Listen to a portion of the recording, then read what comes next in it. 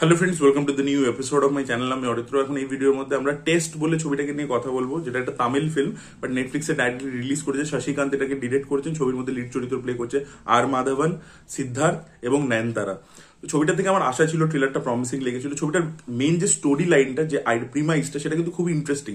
যেটা test cricket match হচ্ছে চেন্নাইতে, একজন প্লেয়ার রয়েছে যে একটু আউট অফ ফর্ম রয়েছে, যেটা সিদ্ধার্থ প্লে করছে।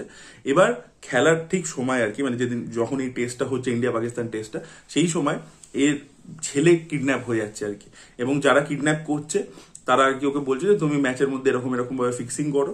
তো এবার সে ও করবে কি করবে না, আর এই বাচ্চাটাকে কে কিডন্যাপ করছে, নয়নতারা চরিত্রটা কে, নয়নতারা চরিত্রটা নিজস্ব একটা ক্রাইসিস রয়েছে, ইত্যাদি রয়েছে।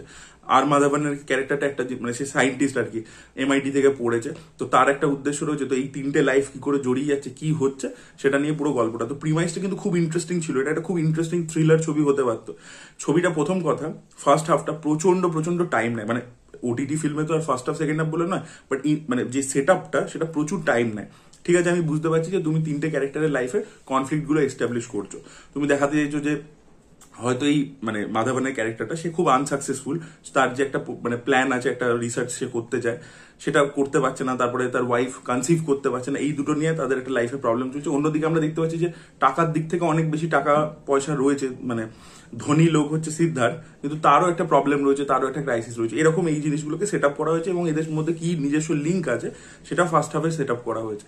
কিন্তু প্রবলেম হচ্ছে এখানে, কিন্তু এই ফার্স্ট হাফে এদের তিনজনের পারফরমেন্স কিন্তু প্রত্যেকের ভালো, কিন্তু জিনিসটা এতটা স্লো, বোরিং, এবং সেকেন্ড হচ্ছে কি কোনো ডিপে যাচ্ছে না, মানে ডেপতে যাচ্ছে না। কিন্তু জিনিসটা মানে জাস্ট ইনফরমেশন হিসেবে আসছে, আমরা কিন্তু ফিল করছি না।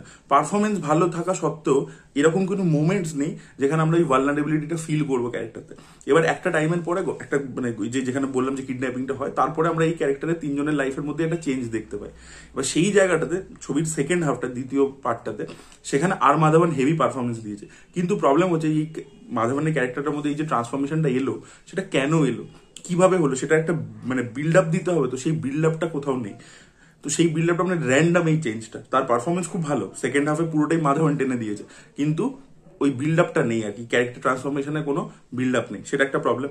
সেকেন্ড হচ্ছে, এবার যে টেনশনটা ফিল করবো যে একটা এরকম একটা ঘটনা ঘটে গেছে, এবার এই ম্যাচটায় কি হবে কি হবে না, সেখানটা কোনো টেনশন নেই। We can't feel any kind of tension. একটা বাচ্চা কিডন্যাপিং হয়ে গেছে, একটা ম্যাচ চলছে, চলছে, এই যে ব্যাপারটা, এটাকে যেভাবে দেখানো উচিত ছিল সেভাবে দেখাইনি। টু ক্লাসি করে প্রেজেন্ট করতে গিয়ে পুরো জিনিসটাই ঘেটে দিয়েছে। কোনো জায়গায় আপনি টেনশন থ্রিল কিচ্ছু ফিল করবেন না। আচ্ছা, তারপরে হচ্ছে, আচ্ছা ঠিক আছে, তাহলে আমি ড্রামা জোনের মধ্যে ঢুকছি। ড্রামাতে গিয়েও কিছু এক্সপ্লোর করতে পারছে না, ডেপতে ঢুকতে পারছে না, ক্যারেক্টার এক্সপ্লোরেশন নেই। ঠিক আছে, এবং ছবিটা যেভাবে শেষ হয় খুবই ডিসঅ্যাপয়েন্টিং লাগবে আপনার। ঠিক আছে, তো ওই জায়গাটা পুরো ঘেটে গেছে। মানে সেকেন্ড হাফটা যেটা খুব জমজমাটি একটা কিছু হতে পারতো, আপনার মনে হবে আচ্ছা ঠিক আছে, সময় নিয়ে বিল্ড আপ করেছে, এবার পে অফটা দারুণ কিছু হবে, সেটাও কিন্তু হয় না। কিন্তু তিনজন অ্যাক্টর পারফরমেন্স খুব ভালো দিয়েছে। নয়নতারাও খুব ভালো কাজ করেছে, মাধবন তো ছবির হাইলাইট, মেন হাইলাইট, সে খুব ভালো কাজ করেছে, আর সিদ্ধার্থ ওকে ওকে কাজ করেছে, মানে ভালোই করেছে, খারাপ না। কিন্তু ক্যারেক্টারটার মধ্যে কিছু নেই, এবং ওই ক্যারেক্টারটার যে ওর বউয়ের সাথে ডাইনামিক্স ইত্যাদি, সেগুলো ফুটেই আসে না। কারণ ওর বউকে প্রথম দিকে কোনো সেট আপই দেয়নি, কোনো বিল্ড আপ নেই, কোনো স্পেসই নেই। মানে ক্যারেক্টারটা স্পেসই, মানে এক দুটো সিনে আমরা জাস্ট ব্যাকগ্রাউন্ডে দেখতে পাই। তো সেই ক্যারেক্টারটার সাথে সিদ্ধার্থের যখন একটা টাসেল হচ্ছে, ড্রামাটিক একটা টাসেল হচ্ছে, সেখানে we are not feeling for the character, because we don't know the character. ওই ক্যারেক্টারটা কি সে থ্রু দিয়ে গো থ্রু করে, কি হয়, কিচ্ছু বুঝতে পারছি না আমরা। এবং আরো একটা ব্যাপার হচ্ছে যে কোনো একটা ম্যাচ যখন হয়, সেখানে মানে এটা ফিল্মের প্রিমাইস হিসেবে যদি আমরা দেখি, তো সেখানে একটা বড় ব্যাটসম্যান যে ভালো পারফর্ম করবে তাকে বুকিরা ধরবে যে ভাই তুই হেরে যা, তুই লোকে এক্সপেক্ট করছে তুই সেঞ্চুরি করবি, তুই আউট হয়ে যা, তাহলে সেখানে গিয়ে কি লোকে বেটিংটা করবে এরকম ভাবে ফিক্সিং করতে পারে।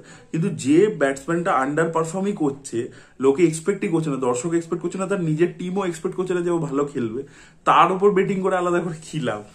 মানে এটা সিনেমাটিক্যালিও কোনো লজিক আসছে না। মানে ইন্টারেস্টিং হচ্ছে, দেখবেন ঢিসুম বলে একটা ছবি হয়েছিল না, এই রোহিত ধাওয়ান, বরুণ ধাওয়ানের দাদা, ও ডিরেক্ট করেছিল।